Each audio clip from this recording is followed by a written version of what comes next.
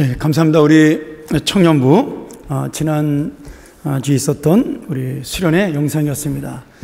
이번에 정말 뜨겁게 기도하고 또 우리 청년들 거의 한 명도 빠짐없이 주일날 나오는 청년들이 다 참석한 것으로 알고 있는데 너무 감사하고, 아무리 미래가 어두워도 기도하는 청년들이 있는 나라는 어둡지 않습니다. 우리가 1900년도 초에 영국의 1800년도에 영국에서 부흥운동이 일어났을 때 그 부흥운동을 일으켰던 사람은 10명 이내에 케임브리지 학생들이었습니다. 그 청년들이 있었기 때문에 존 웨슬리라는 위대한 설교자가 탄생을 했고, 그리고 조지 필드라는 위대한 각성자가 나타나서 1900년도 초반에 부흥운동을 이끌었고, 그 부흥운동이 대한민국으로 넘어오게 된 것입니다. 우리 사랑하는 청년들의 귀한 기도와 또 이러한 헌신들이 정말 예수님께 오늘 찬양은 끌려간다라고 찬양을 했지만 기쁜 마음으로 끌려가는 또 우리의 마음이 되고 청년들이 되기를 주의 이름으로 간절히 소원합니다. 우리 옆에 분들 같이 한번 인사할까요? 잘 오셨습니다.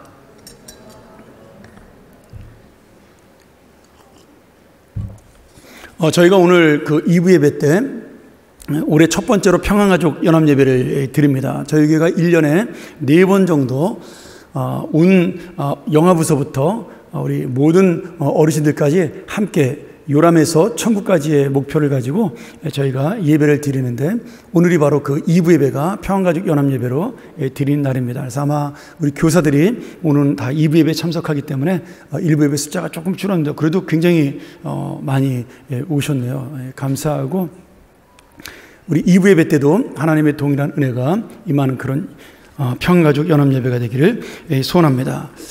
참고로 우리 교회 교육 목표는 교회는 교육의 틀을 제공하고 신앙교육은 가정에서 이루어진다가 우리 교회의 목표입니다.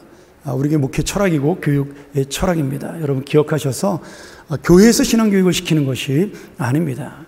가정에서 신앙교육을 시키는 것을 꼭 기억하셔서 우리 어머니, 아버지, 할머니, 할아버지 전부 신앙교육을 시키는 그런 귀한 가정으로 서기를 간절히 축원합니다. 오늘 2부 예배 때 성함장학회 장학금 수여식을 또 거행하도록 하고요. 평안아카데미, 우리 지난 가을에 있었던 평안아카데미 12주 과정이 우리 봄학기도 계속해서 개설을 합니다. 우리 지난번에 듣지 못했던 분들 새로 등록하셔도 전혀 문제 없습니다. 창세기를 계속해서 함께 말씀을 전하는 것이기 때문에 이것이 이어지는 것이 아니라서 우리가 함께 들어도 괜찮으니까 우리 관심 있는 모든 성도들 함께 참석해서 수요일 저녁 7시 반에 우리 3월 15일서부터 제가 직접 강의합니다. 함께 은혜를 나눴으면 좋겠고요. 특별히 우리 이번 4월 30일주간에 우리 중직자 안수집사 또 시무권사 투표가 있는데 우리 후보가 될 만한 그런 분들은 함께 와서 귀한 말씀을 들으면서 교회 목회 철학도 함께 나누는 좋은 시간 됐으면 좋겠습니다. 튀르키예 시리아를 위한 구제헌금 오늘까지 저희가 모금을 합니다. 지금 한 분이 한 가정에서 굉장히 많은 헌금을 하셨어요. 그래서 저희 목표액에 거의 도달했는데 제 마음속에 좀 거룩한 욕심이 생겼습니다. 우리가 조금 더 하나님 앞에 집중해서 우리가 원래 2채 하려고 그러던 그 하우스를 3채 정도 했으면 좋겠다, 그런 마음이 들었습니다. 여러분 젊은 가정에서 결혼신도 하셨는데 우리들도 조금 더 정성을 내어서 우리 이번에 어려움을 당한 우리 튀르키예와 시리아 난민에게 하나님의 사랑과 하나님의 살아계심을 보여주는 귀한 기회가 되기를 소원합니다. 어린이부 부모 참관 예배 및 부모 기도회가 3월 19일 주일 오전 11시에 어린이부실에서 있습니다. 우리 부모님들 기억하셔서 함께 참석 부탁드리고요. 삼성월 매일성경 큐티책 오늘까지 사무실에서 판매하도록 하겠습니다. 기억하시고 꼭 함께 우리 매일 아침마다 말씀으로 시작하기를 부탁드립니다. 우리 하나님 말씀 같이 볼까요?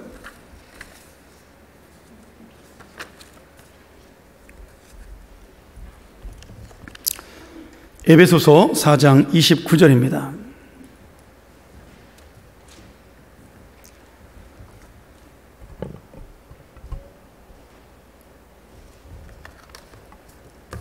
우리 한 절, 두 절밖에 되지 않는데 같이 한번 한 목소리로 함께 주님의 은혜를 나누겠습니다. 같이 봉독하죠. 무릇 더러운 말은 너희 입 밖에도 내지 말고 오직 덕을 세우는 데 소용되는 대로 선한 말을 하여 듣는 자들에게 은혜를 끼치게 하라. 하나님의 성령을 근심하게 하지 말라. 그 안에서 너희가 구원의 날까지 인치심을 받았느니라. 아멘. 우리 한 번 더 기도하고 주님 말씀 듣죠. 하나님 아버지 감사합니다. 오늘 우리에게 또 귀한 말씀의 시간을 주셔서 함께 나누는 은혜가 있게 하시고 이 은혜를 통하여 내가 주님의 거룩한 삶을 살아가고 또 다른 사람을 기쁘게 하는 그러한 영광된 주님의 자녀로 살아갈 수 있도록 인도하여 주시옵소서. 오늘 말씀이 그 우리의 마음을 새롭게 하고 힘있게 하는 말씀 되게 도와주시고 주님의 위로를 받는 은혜의 시간 되게 하여 주옵소서. 전하는 자 참으로 부족합니다. 오직 주님의 은혜만을 전할 수 있도록 지키시고 함께하여 주옵소서. 예수님의 이름으로 간절히 기도합나이다. 아멘. 저희가 평안가족 연합예배를 들으면 우리 주일학교 교육자들이 영아부, 유치부, 어린이부 전사님들이 설교를 준비합니다. 그런데 그 설교를 준비할 때 제가 전사님들에게 설교 주제와 본문을 정하게 하고 그 설교 주제에 따라서 제가 주일 설교를 준비를 합니다. 그래서 같은 내용과 같은 본문으로 전하지만 전사님들이 설교를 정한 것을 제가 정하죠. 보통 다른 교회는 거꾸로 합니다. 담임 목사님이 본문을 주면 그 본문을 가지고 전사님이 설교를 준비하는데 제가 그렇게 하는 이유는 어른 설교는 본문을 잡기가 쉽습니다. 그래서 설교 본문을 아무데나 잡아도 큰 문제가 없지만 어린이 설교는 역사적 배경이 있거나 또 뭐 어려운 본문을 잡으면 아이들에게 설명이 쉽지 않습니다. 그래서 제가 전사님들이 편하게 설교 본문을 준비할 수 있도록 하고 그 다음에 그 본문도 역시 똑같은 하나님의 말씀이니까 제가 따로 이렇게 같은 주제로 준비를 합니다. 오늘 우리 유치부에 정미 전사님께서 2부 예배 때 말씀을 전해주시는데 정미 전사님께서 전해주시는 말씀이 바로 이 에베소서 4장 29절에 선한 말을 해요라는 주제로 말씀을 전해서 저도 함께 그 주제로 여러분과 함께 나누기를 소원합니다. 생각해 보니까 제가 목회하면서 이 본문으로 설교하는 것은 처음인 것 같아요. 제가 다른 본문을 가지고 이 말에 대한 주제를 설교한 적은 있는데 에베소서 4장 29절을 가지고 설교한 것은 저도 굉장히 생소한 그런 설교의 본문인 것 같습니다. 오늘 이 같은 은혜, 저에게 내렸던 주님의 은혜가 여러분들이 함께 내리길 소원하면서 이 말씀 나누기를 원합니다.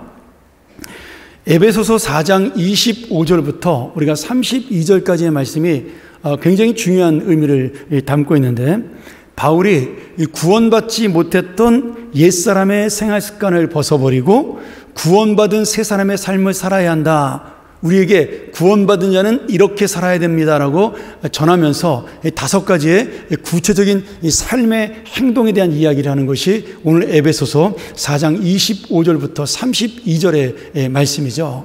이 에베소서는 교회론을 가르치는 말씀이에요.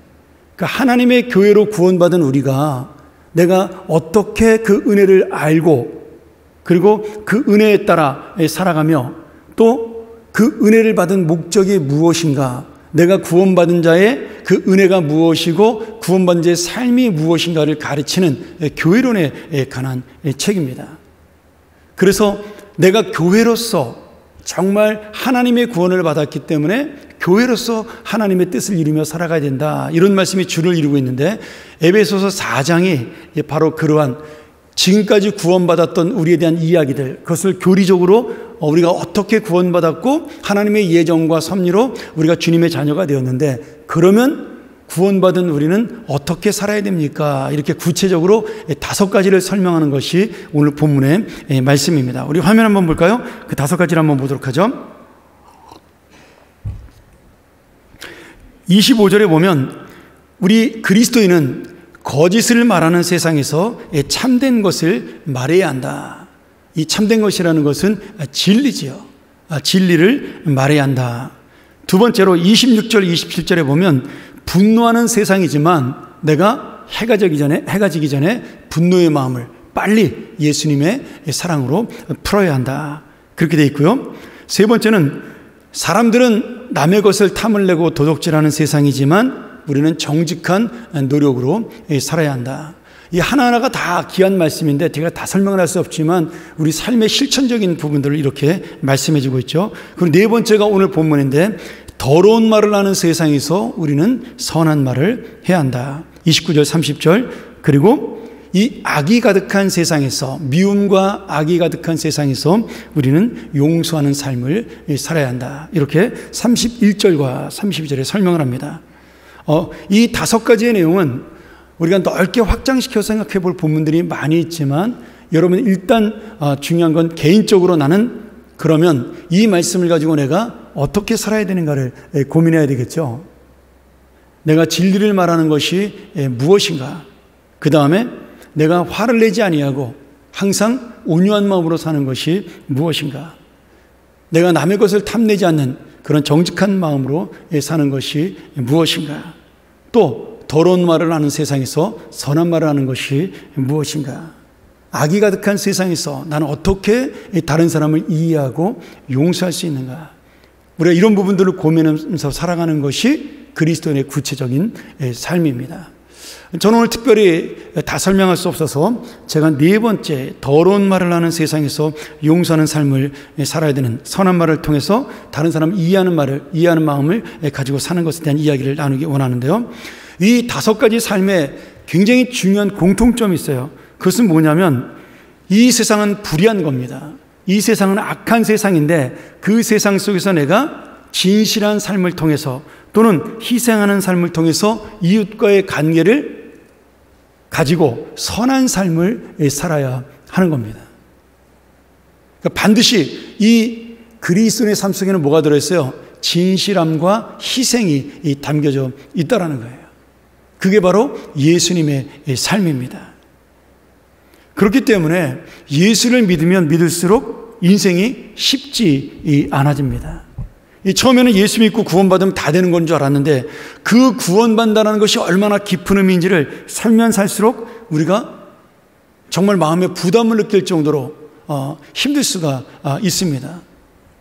그렇잖아요. 원수를 사랑하라는데 오른뺨을 치면 왼뺨을 내밀려고 그러는데 겉옷을 벗어가는 나쁜 놈에게 속옷도 벗어주라 그러는데 우리가 왜 이렇게 손해보고 어렵게 살아가야 되는지 예수를 믿는 것이 쉽지가 않습니다. 근데 저는 이것을 하나님께서 우리에게 주신 거룩한 부담이다 이렇게 생각을 하고요. 더 우리가 좀 좋은 말로 표현한다면 이것은 우리가 복을 받는 부담이다 이렇게 표현합니다. 내가 이 부담스러운 삶을 부담 없이 살아갈 때 하나님께서는 우리에게 반드시 더 큰 복을 주셔서 이것이 부담이 아니라 기쁨으로 만들어 주는 겁니다. 제가 우리 젊은 시절에 친구들하고 이런 얘기를 한 적이 있어요.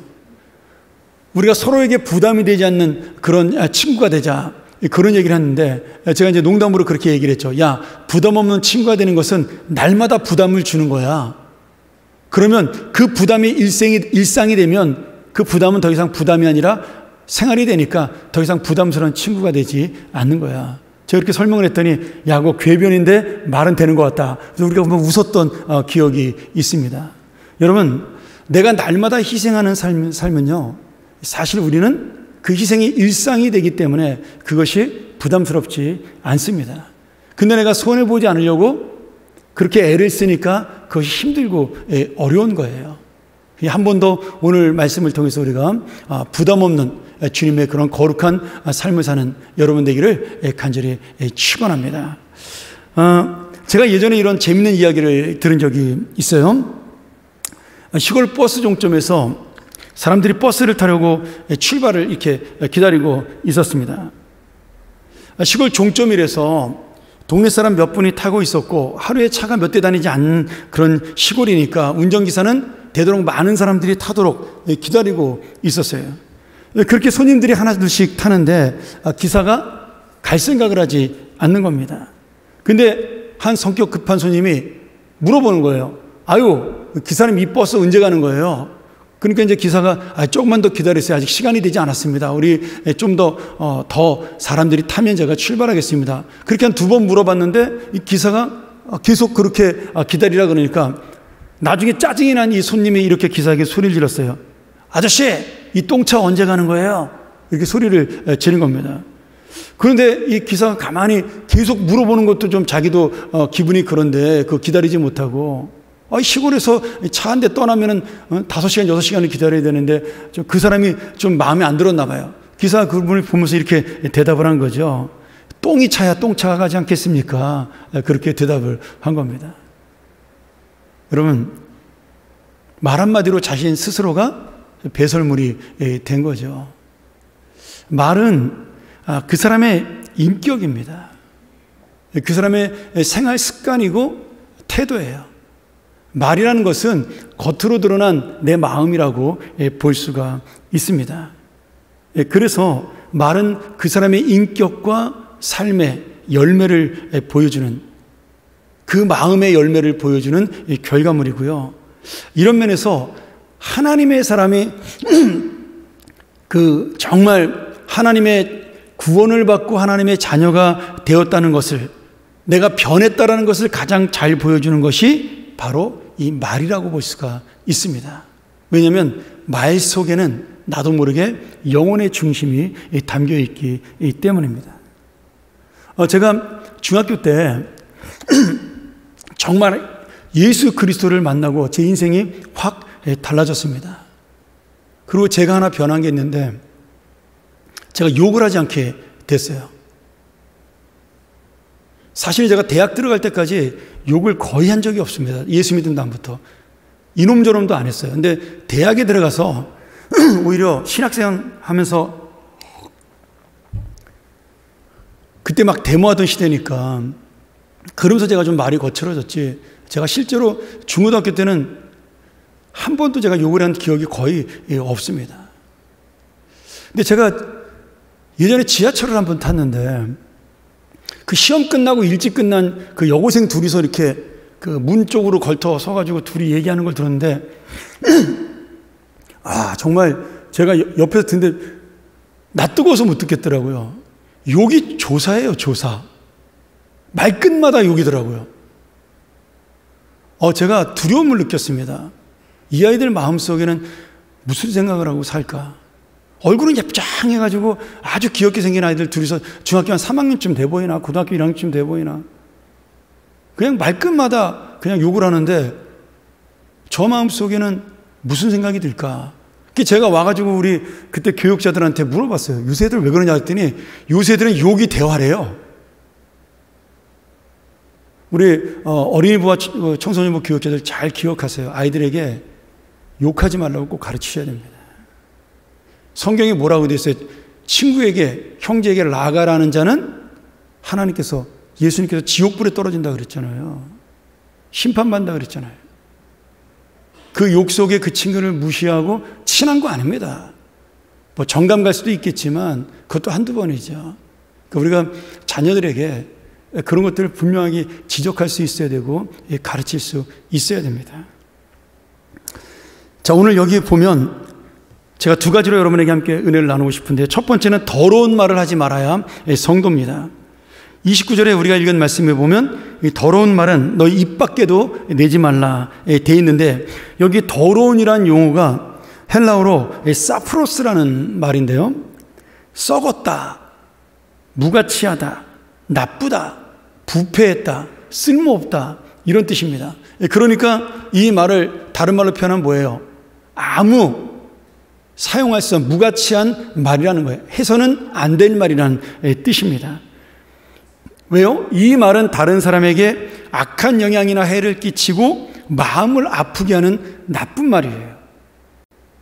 쉽게 말하면 우리가 상한 우유를 마시면, 상한 요구르트나 우유를 마시면 여러분 어디를 다치죠? 상한 우유나 그 요구르트를 마시면 속을 다칩니다. 그게 뭐냐면 이 말이 마찬가지잖아요. 이 말을 우리가 들으면 내 겉모습이 상하는 것이 아니라 내 안에 있는 마음이 상해요. 그렇기 때문에 그리스도인들은 그 형제를 사랑한다면, 그 자매를 사랑한다면 이런 무가치한 말, 썩은 말을 해서는 안 된다는 거예요. 저는 이 말씀을 보면서 이 말씀 속에 숨겨진 의미가 하나 있어요. 우리가 겉으로 드러난 악한 말은 압니다. 나쁜 말 알아요. 상처 주는 말 알고 있어요. 그런데 겉으로는 그럴듯해 보이고 좋은 말처럼 보이는데 그 숨겨진 의미는 자신의 욕심을 채우거나 아니면 상대방을 무시하거나 아니면 그 안에 공동체를 해치는 그러한 숨겨져 있는 의미 있는 말들을 하는 그런 것이 더 나쁘다라고 이 성경에서는 이야기합니다. 이거를 예전 말로 교원 영색이다 이렇게 표현하잖아요. 얼굴에는 아주 기름칠을 하고 온화하게 부드럽게 이야기하지만 그 마음속에는 칼이 담겨져 있는 거예요. 이런 말이 여러분 세상에 이게 무슨 형사법에 걸리는 말이 아닙니다. 하나님이 보실 때는 그런데 이 말이 공동체를 파괴하고 개인의 영혼을 죽이는 큰 죄예요. 나도 모르는 사이에 남을 비난하거나 나도 모르는 사이에 내가 내 이익을 위해서 교묘하게 겉으로 드러나지 않게 그런 이득을 취하는 말을 하면 그것은 하나님이 심판하실 말이라는 거죠.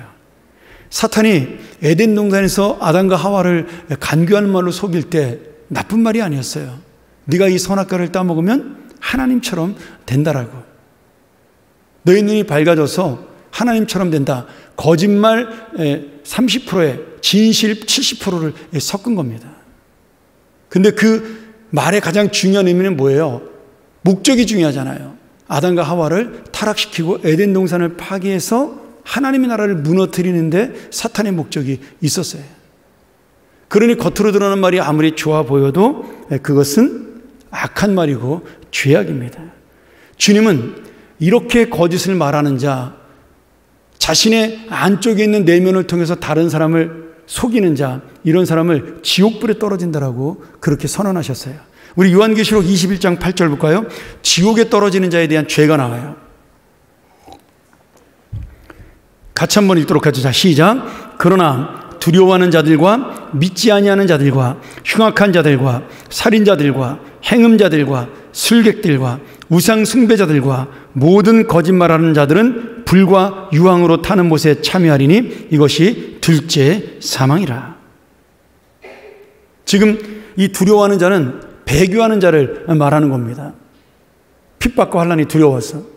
그 다음에 술객들, 행음자들, 정말 우리 예수 그리스도의 어떤 그런 거룩한 공동체를 깨트리는 행동들이죠.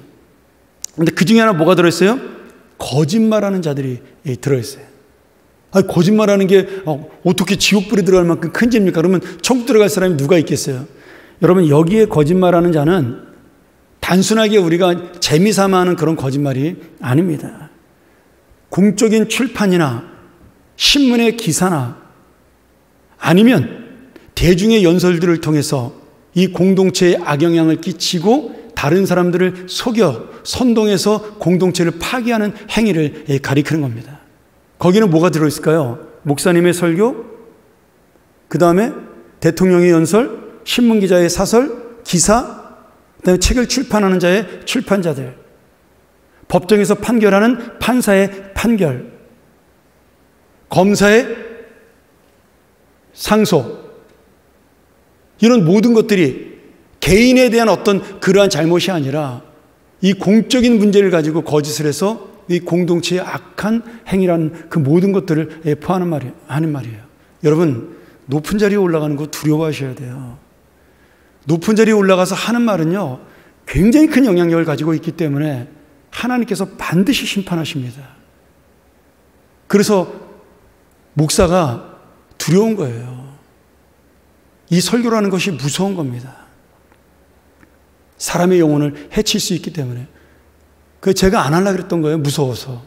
제가 대학 때 해보니까, 공부를 해보니까 이거 아무나 해서는 안 되겠더라고요. 너무나 두렵고 떨려서 제가 안 하고 회사 들어가려고 공부했던 거예요. 다시 부르심을 받았지만 여러분, 정말 두려워할 수 있어야 되는 겁니다.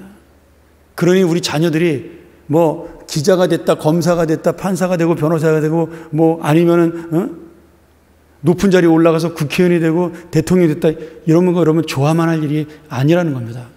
거기에는 하나님의 무서운 공적 심판과 판결이 반드시 따라온다라는 거예요.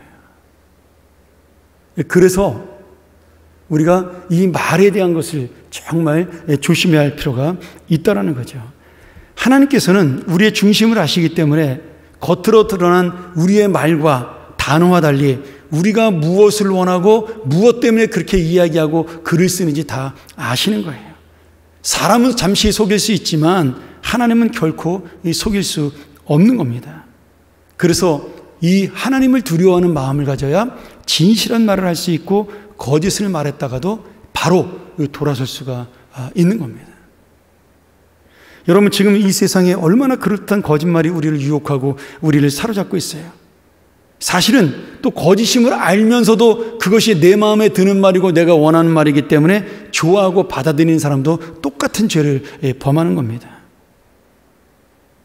하나님께서는 그 악한 욕심과 내 나쁜 중심을 알고 계시다는 거예요. 그러므로 우리가 이제 세상이 점점 발달해서 유튜브 시대가 되었잖아요. 대중에게 이야기하는 사람들은 두려움을 가지셔야 하는 겁니다. 저는 뭐 해당 사항 없다. 여러분 그렇게 생각하지 마시고요. 여러분도 가정에 가서 가족들에게 가장으로 한마디 하는 것, 그것도 역시 그런 영향을 끼칠 수가 있는 겁니다. 그러니 여러분 꼭 기억하셔서 예수님이 항상 사람들이 가졌던 마음, 그들의 중심을 이해하고 그들을 안타깝게 여겼던 마음을 기억하셔서 정말 진실한 말로 또 좋은 말로 살아가는, 그래서 하나님의 복받은 그런 인생 되기를 주의 이름으로 간절히 축원합니다. 두 번째로 덕을 세우는 선한 말을 해야 성도입니다.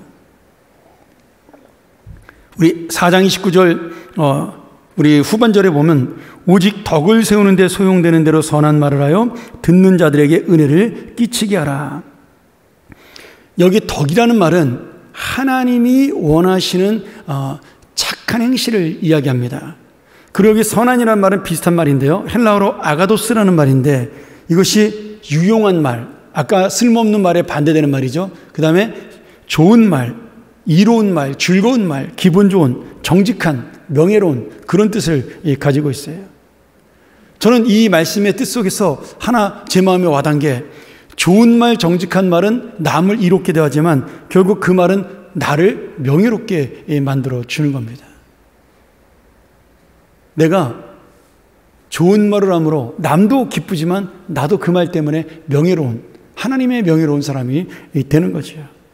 그래서 말이 얼마나 중요한가 하면, 여러분 하나님의 말씀 앞에 뭐가 있어요? 창조와 생명의 능력이 있습니다.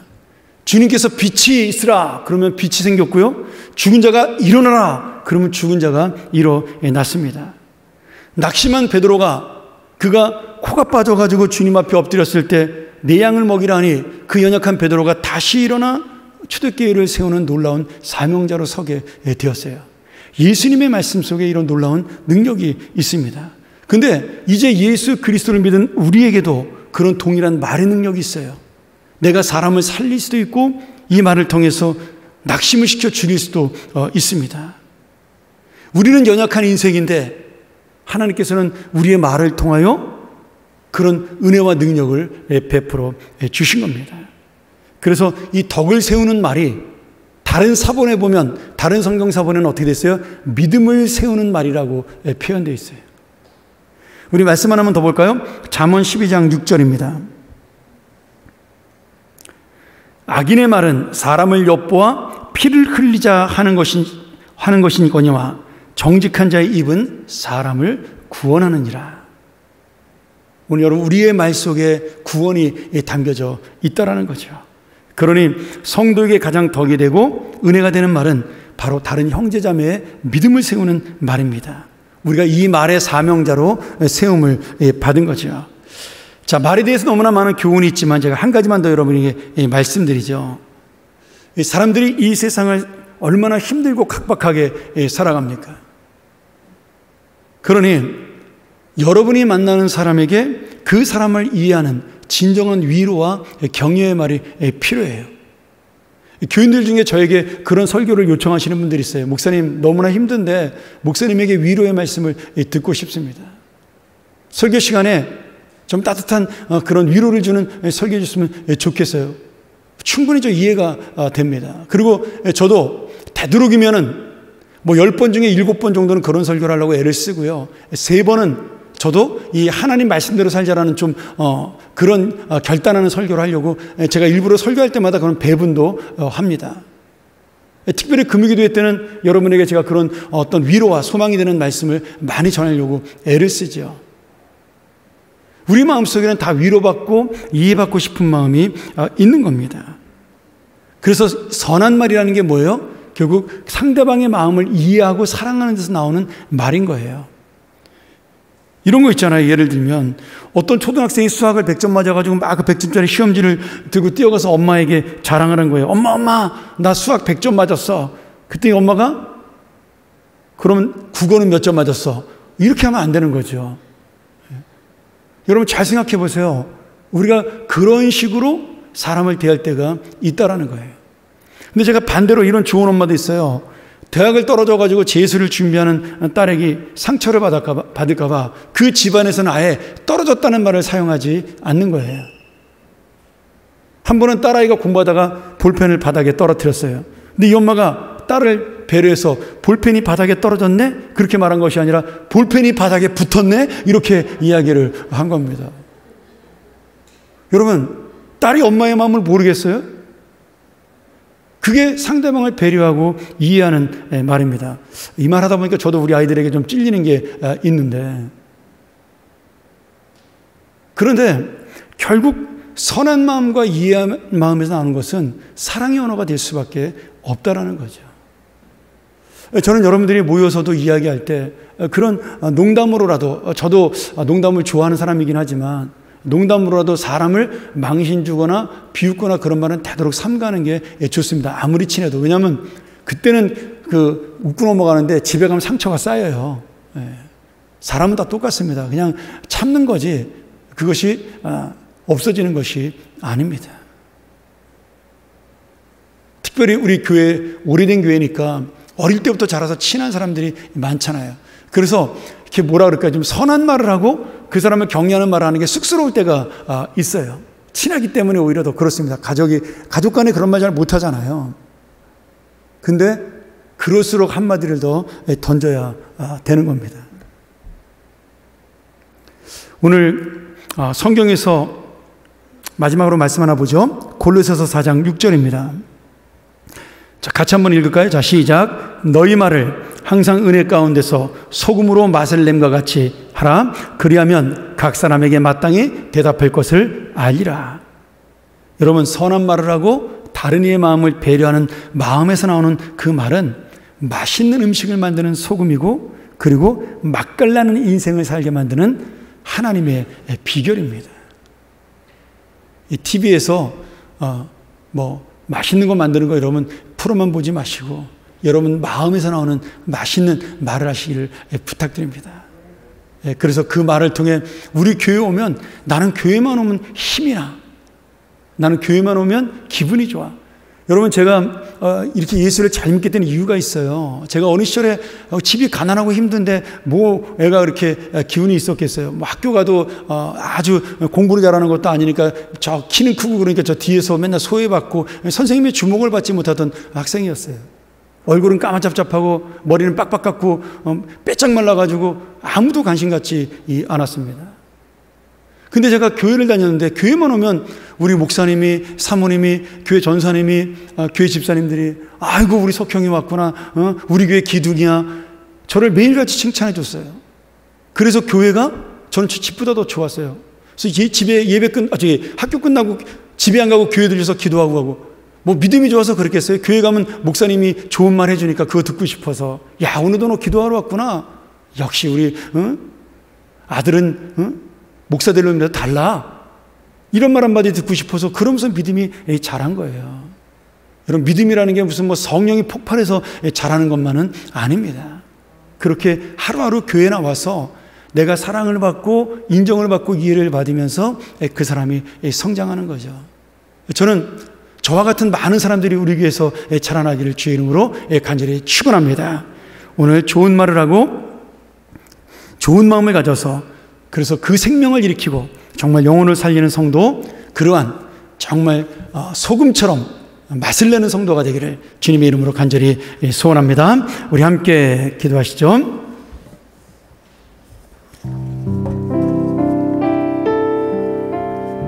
하나님께서 우리를 아름다운 그릇으로 만드셨습니다. 근데 우리는 내가 원하는 그릇이 아니라서 불평하고 원망하고, 그러다 보니 그 인생 속에서 내가 싫어하는 말을 나도 모르게 하게 되고, 그것이 습관이 돼서 스스로의 마음까지 낙심시키는 그런 사람이 됩니다. 여러분, 내 말 한마디가 나를 살리기도 하고 다른 사람을 살리기도 합니다. 어떤 그릇이든지 하나님이 그 그릇을 통해 사용하는 능력이 있고 은혜가 있습니다.